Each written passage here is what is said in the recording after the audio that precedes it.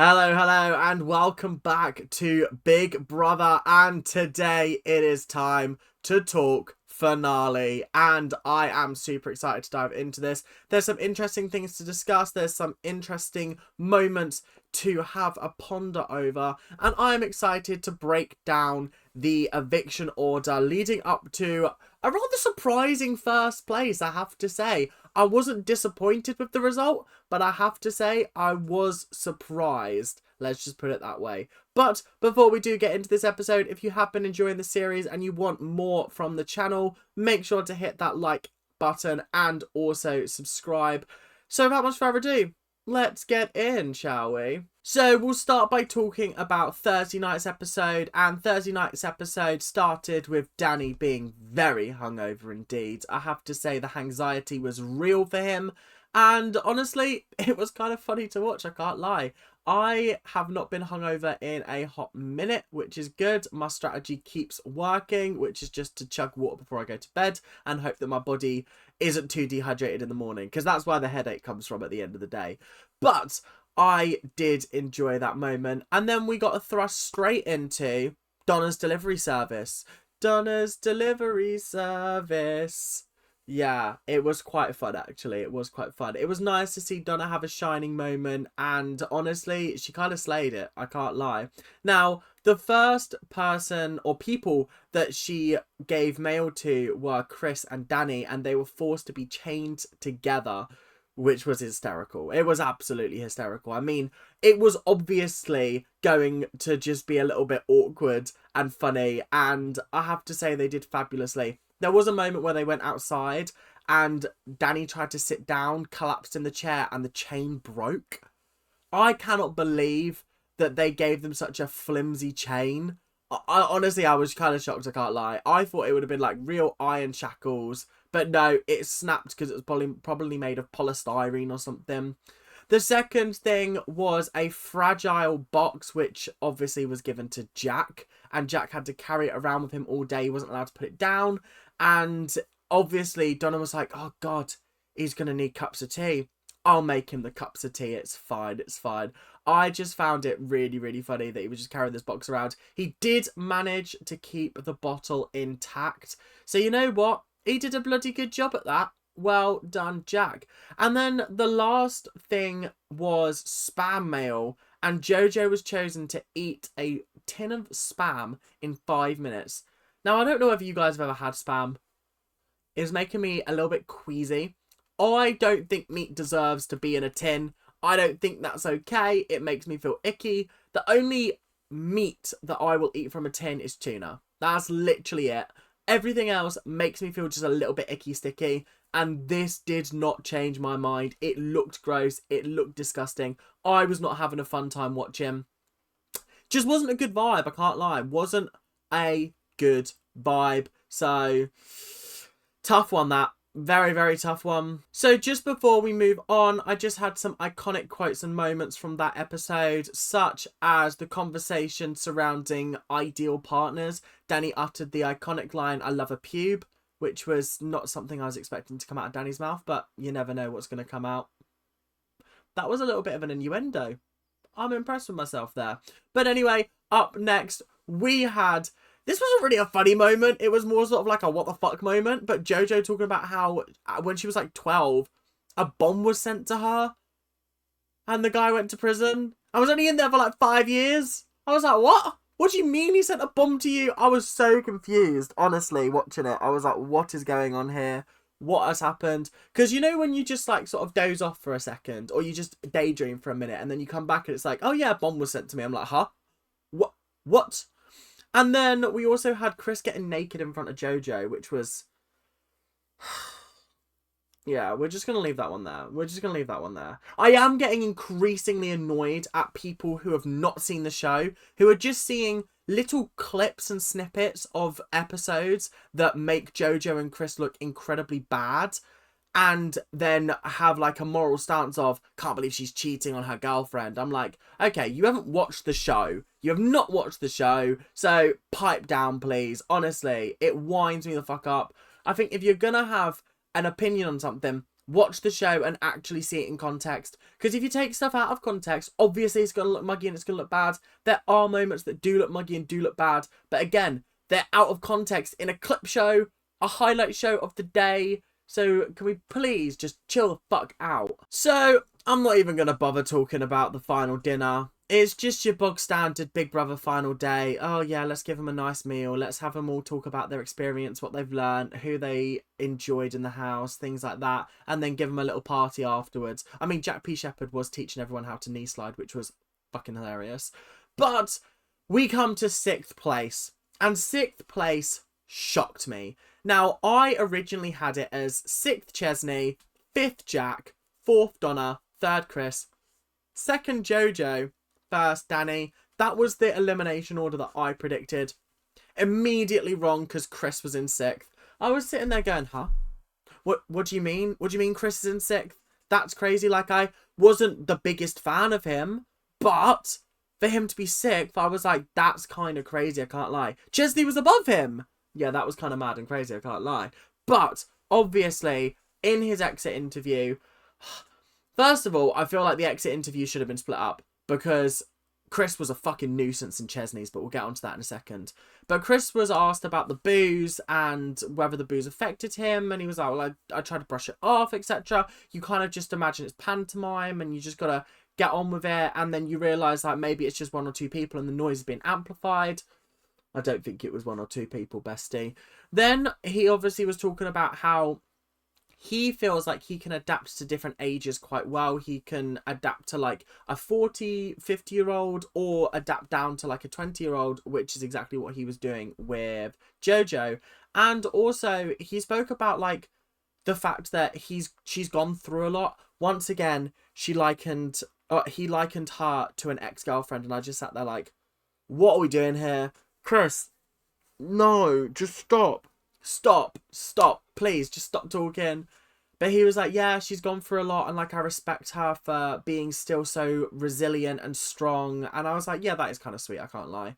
And then obviously the whole conversation about game playing got brought up, and I sat there and I was like, Chris, I'm very interested to see what you've got to say, bestie. I'm very interested. And he actually said something that made me go, yeah, actually, I can understand what he means. He was like, why wouldn't I want to get on with everybody? Why wouldn't I? Why would I cut off people in a conversation just because they're not good for my game? I would want to get to know everybody. And I was like, yeah, that makes sense, kind of, I guess. I mean, sure. I still think there were elements of game playing. I think he didn't intend to have such a wonderful friendship with Jojo, but I think that he definitely came in and went, Jojo's my vibe, let's stick with her and potentially let's get some screen time. But that's because I am such a massive cynical person, and I just believe that sometimes, as much as you can, like, I respect game players, I respect them hugely, but I only respect you if you own up to it. That's why, like, obviously there were moments last series where Marisha was like, I'm playing a game. And I was like, I respect that. I like that. And then you've got people like Chris, who I get vibes of game playing from, but he doesn't own up to it. So I don't know whether it is genuine or whether it is just like this weird grey area where his intentions aren't necessarily pure. I can't lie, there's not much to say about Chesney, but Chesney came in 5th place. And obviously with his, like, conversation being at the same time as Chris's, it was so jarring because Chris kept on butting into his conversations. And I was like, Chris, mate, you've had your moment. Chesney's like, you had to have it. Sit there and be quiet, please. Oh, God, honestly, it really wound me up. But apparently, Chesney only got 3 nominations the entire time he was in there, which is kind of crazy, I can't lie. Across, what was it, 1, 2, 3, 4 rounds of nomination, only 3 people nominated him. That's mental. And then you've got the fact that apparently he was the glue of the household. Sure, okay, fine. Obviously, the conversation about karaoke was brought up, and they were like, were you being serious? And he went, yes, I was being absolutely serious. And I was like, do you know what, fair enough. Chris was being a bit of a dick that day, I can't lie. I did not enjoy him that day. And so, karaoke, If that is what Daly wanted to do, fair enough. Absolutely fair and valid. So up next, we have Donna Preston in 4th. Now, Donna was the only person, if you recall, that I correctly guessed their placement. I'm so disappointed in myself. I really thought I had it on lock, but I underestimated Corrie fans. Do you know what I mean? Oh my goodness. Anyway, I really, really loved Donna this series. Donna was a 10 out of 10 housemate. She was incredibly hysterical. She barely got involved in the drama, which was good. There were moments where I was like, yeah, you're giving me a lot of energy right now and I'm enjoying it. She came up with stupid songs. She was just an entertaining housemate. I don't care about depth. Do you know what I mean? Like, we're not here for sob stories at the end of the day. We're not here for deepness. We're here for, are you an entertaining person? Are you a nice person? Are you a good person? And I believe that Donna ticks all 3 of those boxes. Obviously, the question of did she take noms seriously was brought up. Apparently, she only got 2 nominations the entire series from Chesney and Jack, and I was very impressed with that.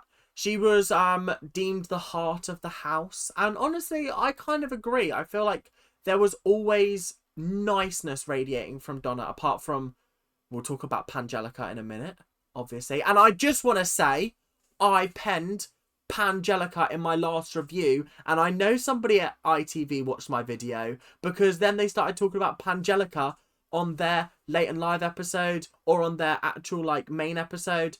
I thought, what a piss take. You're not even going to give me credit for coming up with Pangelica. Look back in the last video, I called it Pangelica Gate. Listen,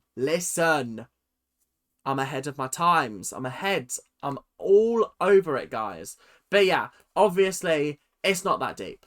It's just not that deep. It's not that deep. I mean, obviously, she is iconic, let's be honest. So yeah, I loved Donna. I thought she was hysterical. There was so many times when she made me laugh. I just wish that she wasn't up against 3 very popular people, because I think she could have won it. I really do. It's a shame that she came 4th, because like, but it's also tough to take it away from the top 3 as well, because they were all very integral parts of the series as well. I will talk about Jack in a minute, but I do believe he was very integral in this series. So 3rd place was Jojo Siwa, and honestly, slay. What a fantastic housemate. She's the kind of person that I warned everybody about before they started watching it. Like, my parents didn't know who they were, so I went, oh, I think Jojo, she's going to be a bit much. She's going to be a bit too much for you. I don't think you're going to enjoy her. My mum sat there last night and went, I think she's come across very well. She's a very emotionally intelligent young lady. She's very lovely. She's got good morals. She's just a lovely person. And I went in with so many preconceptions, as did I. This is my mum, obviously. And I am so happy that every single one of them was proved wrong. She has created such a different view of her now, I feel like. And this is just my view on the situation, she's obviously come under heavy, heavy fire over the last few years with the whole karma stuff, the whole, like, I don't know, I heard that she was bullying people, like bullying dancers or something. I don't know. I'm not clued up on it. This is what I've heard. These are the rumours. What I've heard down the grapevine, okay? And I feel like she's done a lot of soul searching, and she's realised that actually this character of Jojo Siwa, potentially it's time to retire her. Potentially it's time to show the world the real me, the one that people don't get to see, the one that's behind closed doors. And I feel like she did a fantastic job of portraying that to the world. Obviously, there are people that are taking moments out of context, making her look bad, hounding her and abusing her online. I think that having watched the entire series, live streams, late and live, everything, watch as much content as I physically possibly can. Well, I didn't watch all the live streams, but you know what I mean. I can categorically say she came across on this show very, very well. And I don't care what anyone else says. So, obviously they spoke about Chris, and she said he's in my life forever. I genuinely do feel like they just have a brother-sister bond. I think sometimes it can really push the boundaries and it makes me as a viewer feel uncomfortable. But then I have to remind myself, if they're not feeling uncomfortable, then you know what? I can't necessarily... I just have to deal with my own feelings on that. Do you know what I mean? So obviously, I just feel like we're a little bit too critical of situations that we're not in. And therefore, maybe we need to use this as a teaching moment. Maybe when we watch things on TV, we shouldn't be decreeing one way or another. We should be listening to the people involved and allowing their experiences and their feelings to control the narrative, rather than us manipulating the narrative based on what we think. But that's just my opinion. That's just my opinion. But yeah, we also got an Abby Lee Miller reference or cameo on Late and Live, which was a shock. When she popped up on the screen, I was like... And also, the house is wheelchair accessible, I think. So maybe we'll see her next year. I don't know how I'd feel about that, because obviously she is one of the most despicable people on TV. However, she would make good TV. She would. She definitely would. But she's walking now, I think. I think she's like got more mobility now. So potentially next year, the year after, we could be seeing Abby Lee Miller in the Big Brother house. I wouldn't say no to that, I have to say. But would make me feel a little bit uneasy. I would like people to hold her accountable. Because... yeah, she definitely needs being held accountable, I can't lie. Just gonna drop this in here. Just check Twitter and Jojo and her partner have split up. Okay, I'm gonna wait and see how this story develops before I actually pass any judgment on this, but... literally, what do you mean I've just recorded this video and now it look like a fucking mug? Honestly, you can't make this up. So, in second place... it was the Danny Beard. Honestly, I was shocked. When they announced Jack as the winner, my jaw dropped. My mum was cheering. She loves Jack P. Shepherd. And I do as well, to be fair. But we'll talk more about Jack in a minute. This is about Danny now. He says that the only Tuesday deal that he likes is not Triple Tuesday. It's 2 for Tuesday, which is hilarious. Honestly, I think I'm really glad that he did this. And he said this himself. I'm glad that he did it as himself. And rather than, like, the drag performer Danny Beard. He was himself, he was honest, he was real, he kept it just brutally honest at all times. It felt genuine from him. I didn't feel like he was playing a game. I feel like he was just naturally likable. I'm also not being funny, but there's a lot of people that dislike him, and when I listen to their reasons, I'm like, it's just bullshitting it. You're literally just bullshitting right now. So anyway, he spoke about the people that he was surprised that he got on with. He obviously was surprised that he got on with Michael Fabricant. And then when it came to Mickey, he was like, listen, he's not going to watch this, so I can slag him off, it's fine. He has awful views. And I was like, yeah, he does. But obviously, Danny saw that it was just someone who was afraid to move on and accept this new world and wanted to help coach him through that. And saw it as like a teaching moment for Mickey and really tried to nurture some kind of change in him. Because if you're in that house and you have to deal with somebody like that, the least you can do is try and make a difference in their life. Do you know what I mean? So that they walk away from the experience going, okay, maybe I don't hate gay people. No, but seriously, it was interesting to hear Danny speak about that. Because obviously Mickey Rourke, not a very good person. But it was interesting to see Danny's take on that, I have to say. And then, yeah, that was pretty much it for Danny's interview. I think he is a fantastic person. And if I'm being 100% honest, I feel like there should be a drag queen on every series. I think it's such a shame and it breaks my heart that the Vivienne didn't get to do it before, like, she passed away. That, obviously, that upset me in January. She was someone that I wasn't necessarily in love with on her first series, but when I watched her on All Star 7, I really understood her a lot more. And I think that's because on her first series, I was a big sort of like Cheryl Whole Bag of Chips fan. But on All Stars 7, she was representing the UK, and I was like, got to root for my home gal, do you know what I mean? And she did insanely well. Like, insanely well. So I really think that she could have been another great addition to the house. I think there are so many different drag queens, and I'm so glad that Danny Beard is the first drag queen since Courtney Act. Second drag queen overall. Could be wrong about that. I don't quite remember who was on every single series back in the day, do you know what I mean? I just remember Courtney because she won, and she was iconic. But, yeah. But anyway, it is what it is. I liked it. I liked him. Great work. Great work. Let's move on. God, English is not on my side today. To be fair, when is it ever? So finally, we're going to talk about our winner, Jack P. Shepherd. Now, if you'd have told me at the start of the series that Jack P. Shepherd would have won, I probably would have been like, yeah, fair, honestly. Because going in, I know what kind of person he is. I listen to his podcast occasionally. I've watched interviews of him. I've been aware of this guy for more than a decade, right? And he is a funny individual. He really is. And that's why it irked me in like the first week, where obviously he was a bit quiet, sitting back, not really adding much to the house.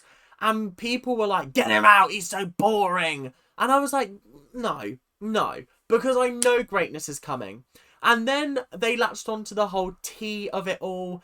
There was a moment where he was dressed up in that cat outfit in the diary room going, meow, meow, meow. And it was just hysterical. There were so many moments where I feel like the series would not have been as funny if we were missing Jack. Like the random ends of episodes where he'd just sit outside with a cup of tea and be like,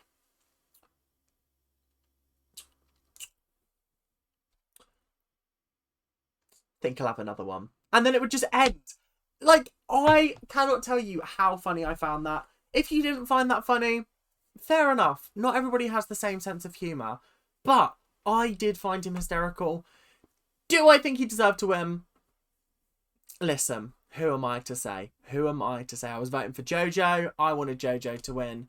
And honestly, I was just kind of happy that he got it. Do you know what I mean? Because he was so nonchalant as well. They announced him as the winner. You went, really? Wow. Wow, okay, cool. I think he beats Jordan for like the most nonchalant reaction to winning. Honestly, funny. I found his exit interview very interesting. He was like, I thought I'd be fifth. I thought I'd be out fifth. I didn't think I'd make it to first. And I was like, honestly, the percentage, very close. 35% for Danny, 37% for Jack. Honestly, there was not much in it. Less of a landslide than Ali winning by 52% of the vote. Do you know what I mean? Do you know what I mean? It wasn't quite a landslide. But obviously, he was just happy, A, that he beat Coulson. Obviously, he wanted to beat his mate who came third last year. And he was like, thank God. I can't believe I came first. So I can't wait for him to rub that in Coulson's nose because that's going to be hysterical. And then, obviously, he described his gameplay as, oh, I was very laid back, and then occasionally I'd just throw a grenade and let it explode. And I was like, do you know what? Fair enough. Because he would make those digs, he would make those comments, and he would wind people up, and it was funny to watch. And honestly, I rate it from him. I actually think he's a very worthy addition to the Winners' Hall. Much better than some winners like Stephen Bear.